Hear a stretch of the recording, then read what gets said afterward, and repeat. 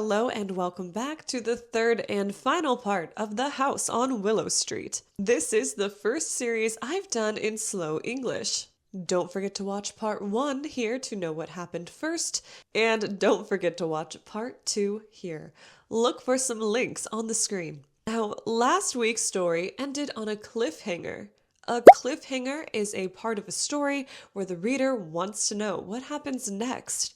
It leaves the reader in suspense. Remember, listen and relax. If you don't understand every word, it's okay. So let's just begin the third and final part of The House on Willow Street. Emma stared into the darkness. The voice had just spoken. "Stay," it said, "and your brother will be free." Emma felt Noah's hand tighten around hers. "Don't listen to it," Noah whispered. The basement walls hummed softly. Emma could feel the vibration on the floor. The house was waiting. "Emma Carter," the voice said again. It sounded calm, too calm. "The house has waited many years for someone who understands." Emma swallowed. "What are you?" Emma asked. "I am the memory of this place," it said. "The pain that was left here." Noah shook his head. "It lies," he whispered. But Emma noticed something strange. The voice did not sound angry. It sounded tired. "Your family tried to silence me," the voice continued.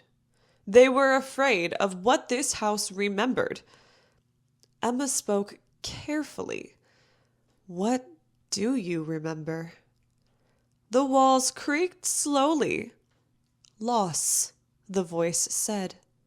"Regret, fear, secrets." Emma thought about her parents, about how afraid they had always been. "You don't want to hurt anyone," she said slowly. The basement grew quiet.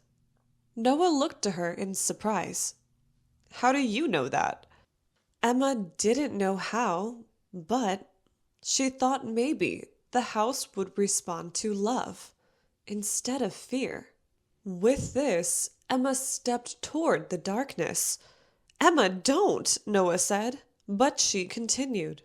"You're not just a house," she said.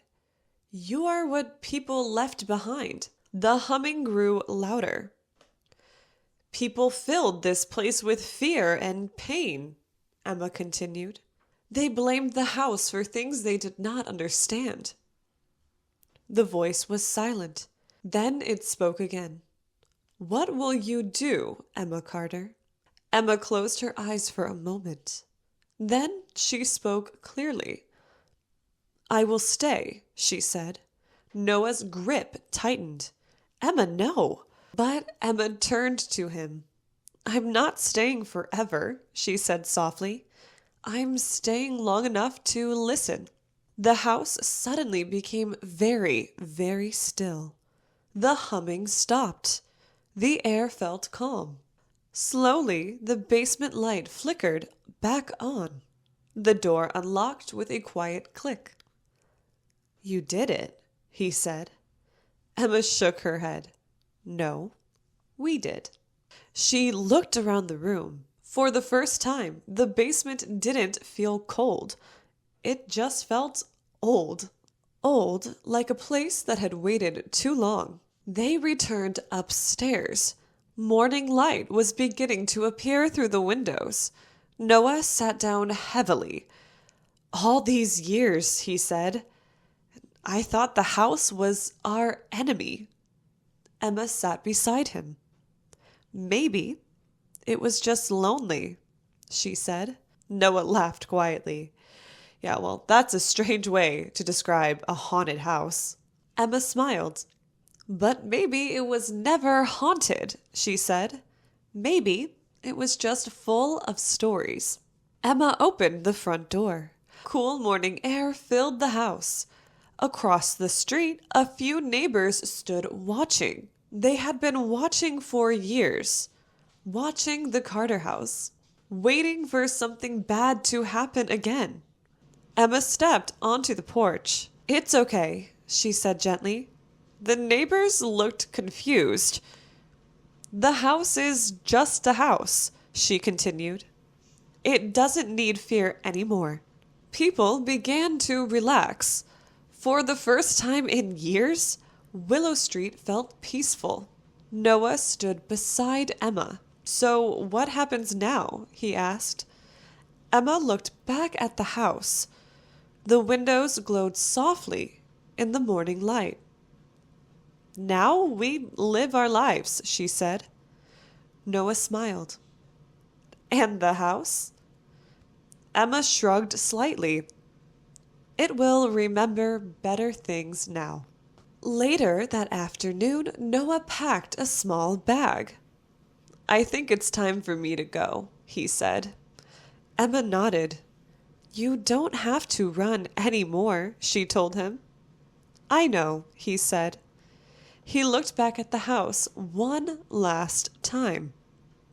"It feels different now." Emma smiled. "That's because it is." That evening, Emma sat alone in the living room. The house was quiet, peaceful. She placed her father's notebook on the table. For years, her family had watched the house, afraid of it.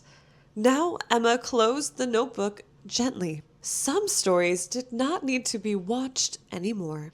They needed to be lived. Emma turned off the light, and for the first time in many years, the house on Willow Street slept peacefully. Congratulations, you have just finished your first mystery story in English. How much did you understand? Let me know. This way I can create better or more complicated stories. Give me some feedback in the comments below. And also let me know what you want to see in the future. Grammar, short stories like this, or something else. Share your thoughts as well. The story is in the description box below. Don't forget to like and subscribe. It really helps my channel and we can build a classroom community.